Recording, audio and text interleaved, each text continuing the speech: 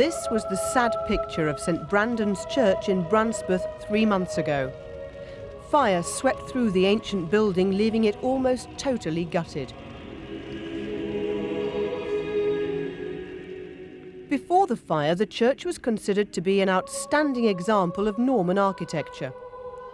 Most of the building was thought to date from around 1089, with various additions in later years, including rare woodwork and carvings. Now, all that is lost and is irreplaceable. But the dismay felt by the local community over their loss has been alleviated somewhat by an unexpected offer of help from the workers at Swan Hunter. Hearing of the church's predicament, the men offered their services at cost price, and the bosses backed them up. The church is basically burnt out. The stone walls stand, the periphery stone walls pretty well all stand, but there's nothing left inside at all. The bells dropped down from the belfry, or lowered down from the belfry. They're not in. There's just a pile of ash in the middle, surrounded by the original stone walls. They're doing two things with the scaffolding. Part of the scaffolding is supporting the level of the church called the clear story, which is very badly damaged and is very delicately poised, and so staging is being put up to hold that in position, whilst the archaeologists can get on and sift through the ashes to see what, if anything, there's interesting to find. Essentially, the way we see it at the moment is the external will look very much as it did, or almost exactly as it did before the fire. But inside, I think it'll be very different indeed. And people are looking to a new inside church for the new millennium, and looking forward to it very much. Until then, the church services, so central to the local community, will be held during Christmas at Brancepeth Castle next door. Mostly during the years of restoration, they'll be in the village hall. In the meantime, the work continues, and treasures hidden amongst the ruins of the church have revealed that it's much older than was originally thought. It's now believed that the very first church here was Anglo-Saxon, dating from the 8th or 9th century. And that's an exciting find for archaeologists because there are so few remaining. Well, there are about 7 or 8 Saxon churches in County Durham as Escombe and Jarrow, Monk Wearmouth, places like that. But these are certainly a fine example. We can certainly add Brancepeth to our list of Saxon churches in the area.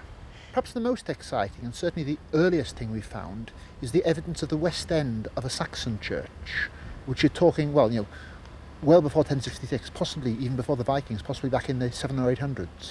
This is something that was completely hidden by plaster before the fire. It's very interesting. It's a very, very steep roof line on the west end.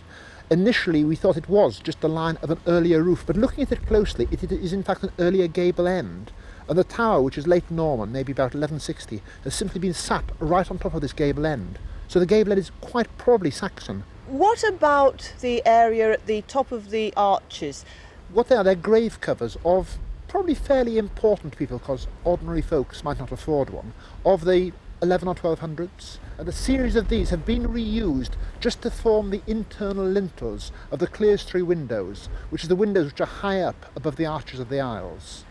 And they're carved with crosses and a symbol which tells us something about the person buried underneath. And several have got swords carved on. It's certainly a man. It may be that denote the right to bear arms. The losses are sad, of course. We've lost some precious woodwork, but we've discovered and are discovering a lot. It's every day new things happen. We've got a lot to find yet. At the height of the blaze, temperatures reached 1200 degrees Fahrenheit. That's as hot as a kiln. 30 to 40 tons of molten lead poured from the roof into the inferno below and revealed even more artifacts. These nails would have been used by workmen in the 15th and 16th centuries. A remarkable contrast to the tools used by the men from Swans. I find it very different, but I'm enjoying it. Well, it's sort of different to doing what we do with Swans.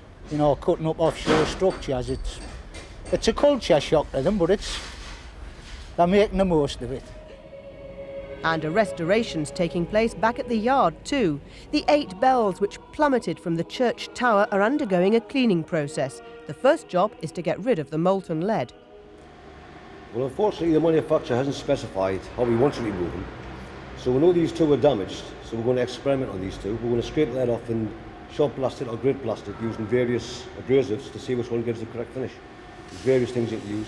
It's high pressure, compressed air and different abrasives, sand, grit, but they won't do any further damage to the bells. They'll just give you the finish that's acceptable.